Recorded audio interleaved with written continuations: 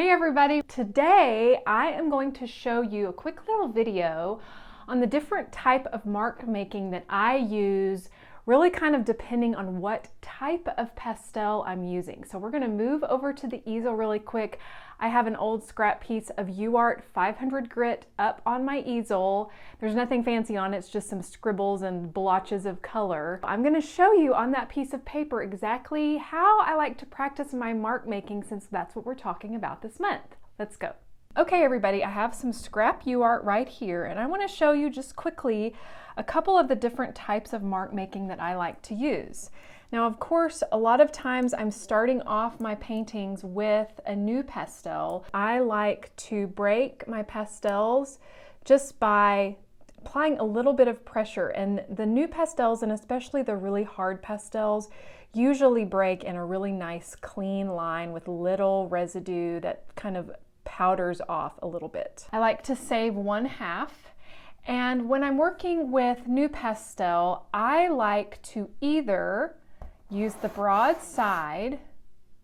Sometimes I'm doing that to fill in a tree shape. And I also like to use the hard squared off edges to create lines. You can press hard to get very distinct lines. You can scribble with the corners. You can tap lightly to get thinner lines. And angling the pastel stick will help you get different directional marks. That's how I like to use new pastels. Of course, another way that I love to use new pastels is with my alcohol wash. I often wash especially this type of mark in. The glazing hasn't laid down too much color, and so I can get a really nice transparent quality to my pastels. Now, some of the other pastel brands that I like to use that are more mid-level, this is a dark green Terry Ludwig. I also like to use the broad side.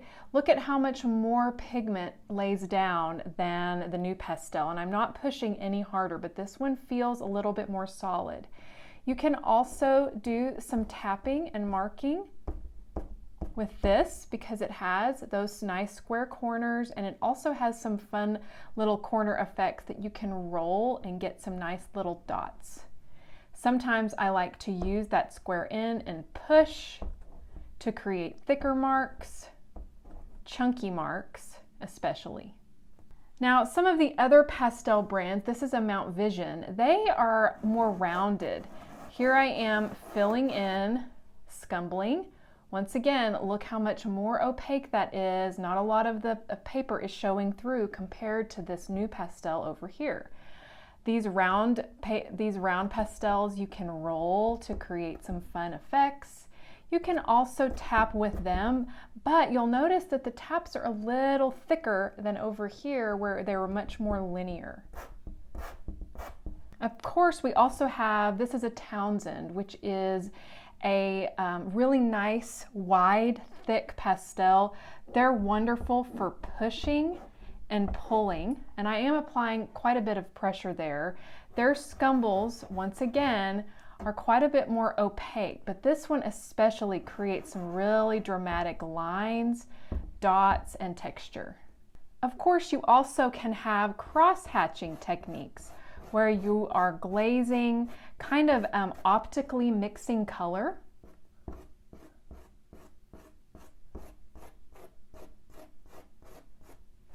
I could go back in, scribble slightly. Also, don't forget that your foam can also create marks. Sometimes I like to whisk the foam around, especially the softer pastels, to help me get some effects. This is especially effective in skies and in clouds. Over here, you'll notice that it doesn't pull quite as much of that dramatic pigment because there's not as much pigment on the surface of the paper.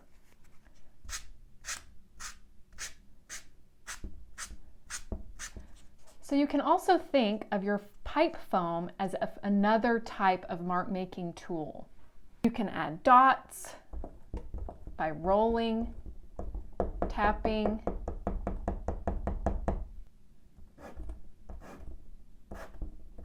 You can glaze color even over. Very gentle. Also, don't forget the pencil. Pencils can also create some really fun marks. I like to hold mine at the base and push up, wiggle